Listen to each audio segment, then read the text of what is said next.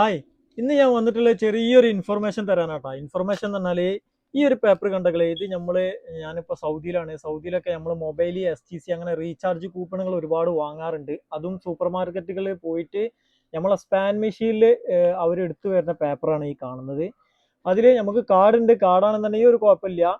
ഈ സ്പാൻ മെഷീനിൽ വരുന്ന ഈ ഒരു സംഭവം ഒരു ചെറിയ ശ്രദ്ധിക്കേണ്ട ഒരു കാര്യമുണ്ട്. ഇതിപ്പോൾ നമ്മൾ റീചാർജ് ചെയ്യാൻ വാങ്ങിയിട്ടുള്ള ഒരു കാർഡാണ്, ഒരു പേപ്പറാണ്. ഇതിന്ന് നമ്മൾ 2 ആഴ്ച മുന്നേ വാങ്ങിയൊരു പേപ്പറാണ് ഇത്. ഇത് റീചാർജ് ചെയ്യാതെ എൻ്റെ ഒരു ഫ്രണ്ട് അവൻ്റെ പോക്കറ്റിൽ 2 ആഴ്ച മുന്നേ ഇട്ട് ഇന്ന് എടുത്ത് നോക്കുമ്പോൾ ഉള്ള അവസ്ഥയാണ് ഈ കാണുന്നത്. ഫുള്ള് ബ്ലാങ്ക് ആയിട്ട്.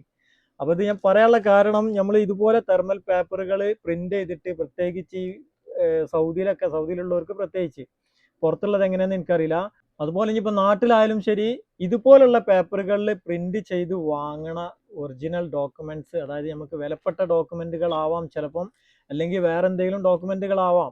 ഇതിപ്പോൾ ജസ്റ്റ് റീചാർജ് ആണെന്നേ ഉള്ളൂ.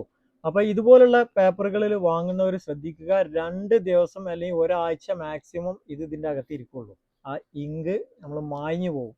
അപ്പോൾ അത് മാഞ്ഞ് പോയിട്ട് പിന്നെ നമുക്കിത് ലോസായി പോകും. ഇതുപോലെ റീചാർജിൻ്റെ ഇപ്പോൾ നമുക്ക് റീപ്രിന്റ് കിട്ടും, പക്ഷെ നമ്മൾ എടുത്ത ഡേറ്റും കാര്യങ്ങളൊക്കെ സൂപ്പർ മാർക്കറ്റിൽ അവിടെയും ഇവിടെയും പോയി പറഞ്ഞു കൊടുത്തു കഴിഞ്ഞാൽ ഇതിൻ്റെ റീപ്രിന്റ് അവർ തരും. പക്ഷെ അതിനൊക്കെ റിസ്ക് ഏറ്റെടുക്കേണ്ടി വരും. ഒരാഴ്ചയിൽ കൂടുതൽ നിൽക്കില്ല. നമ്മൾ പേഴ്സിൽ മടക്കിയിട്ട് എടുത്ത് വെക്കുക അങ്ങനെ എന്തെങ്കിലും ചെയ്ത് കഴിഞ്ഞാൽ ഇത് മാഞ്ഞ് ബ്ലാങ്ക് ആയിട്ട്, ബ്ലാങ്ക് പേപ്പർ ആയിട്ട് വരും. ഇതുപോലെയാണ് വരല്.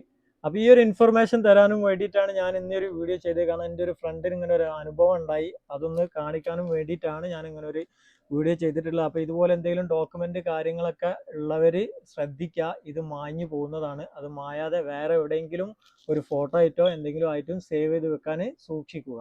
ഓക്കെ.